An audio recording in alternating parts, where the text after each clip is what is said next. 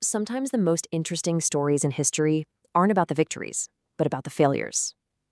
In the 18th century, a rebellion in Brittany failed, pretty spectacularly actually. But what's really fascinating isn't the failure itself. It's how its dramatic, bloody end created this incredibly powerful symbol of regional identity, a symbol that somehow managed to last for centuries. So imagine this. These are the last words of the Marquis de Pontcallec, spoken right there on the executioner's block.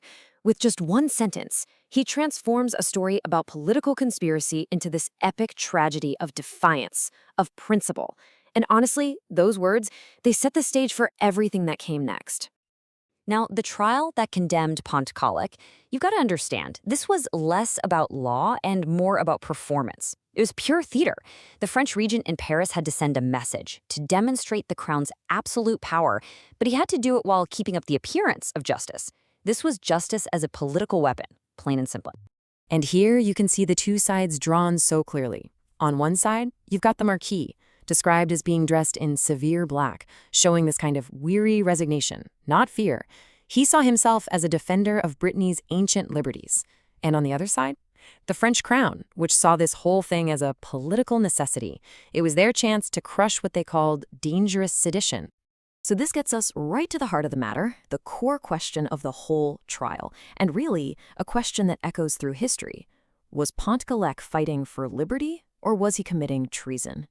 And the thing is, the answer depended entirely on who you were asking.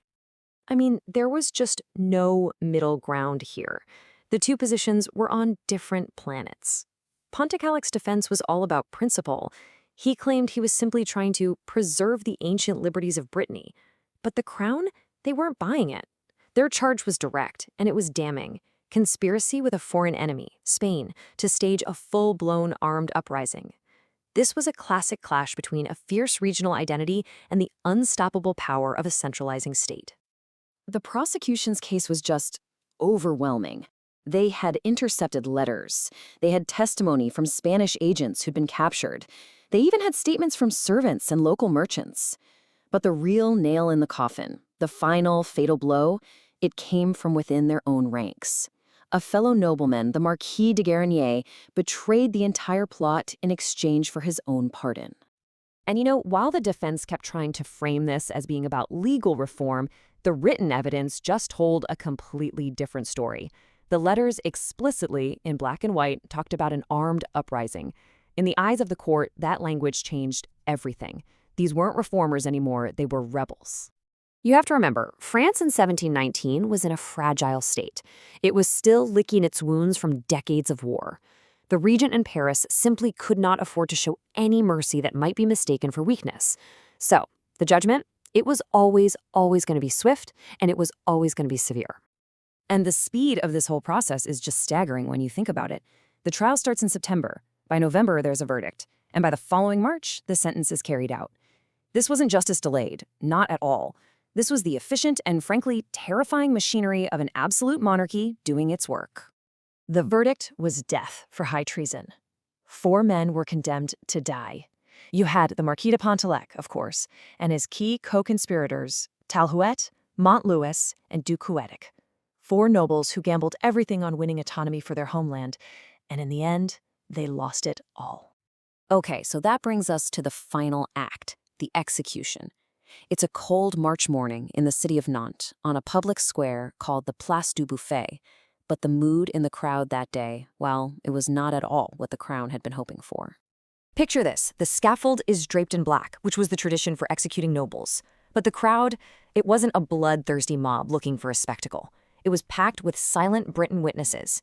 They hadn't come to cheer the death of a traitor. They came to bear witness to the fate of men who had dared to try and turn back the tide of history. And it was right here, in these final moments, that Pontcallec sealed his legacy for good. On top of declaring he died for Brittany, he offered this prayer: "May God preserve the ancient liberties that men have forgotten." With those words, he transformed himself from a condemned rebel into a martyr for a cause that was so much bigger than him. So, the conspiracy itself was completely crushed, a total failure. But its failure was really just the beginning of its true legacy. the execution casts this long, long shadow over Brittany, and really over the very idea of what France was supposed to be. Right after the executions, the regent switched his tactics completely. He used a classic political strategy, one you see all through history: the iron fist, followed by the velvet glove. First, the brutal public show of force to crush dissent. Then you offer concessions, things like tax reforms and actually consulting with Breton leaders to address some of the very same issues that caused the rebellion in the first place. And over the decades that followed, Pontcallec's story goes through this incredible transformation. He starts as a traitor, executed by the state. Then he becomes a martyr, someone who died for le pays, which in the Breton language means so much more than country, it means homeland. And finally, he's immortalized as a symbol, a figure of resistance against the idea of a forced, centralized national unity. At the end of the day, his memory became this powerful reminder of a different past. A past where France wasn't just one single unified nation, but was a collection of distinct peoples, each with its own history, its own identity. His story became a cornerstone of what it meant to be Breton, a sort of cultural defense against the constant push for centralization coming from Paris. And that leaves us with a really fascinating question to think about. The story of Pontcallec shows us that national identities, well, they aren't just built on victories. They are also shaped by the rebellions that get crushed, the voices that are silenced, and the regional dreams that fail. Sometimes, the memory of a loss can be just as powerful as celebrating a win when it comes to forging who we think we are.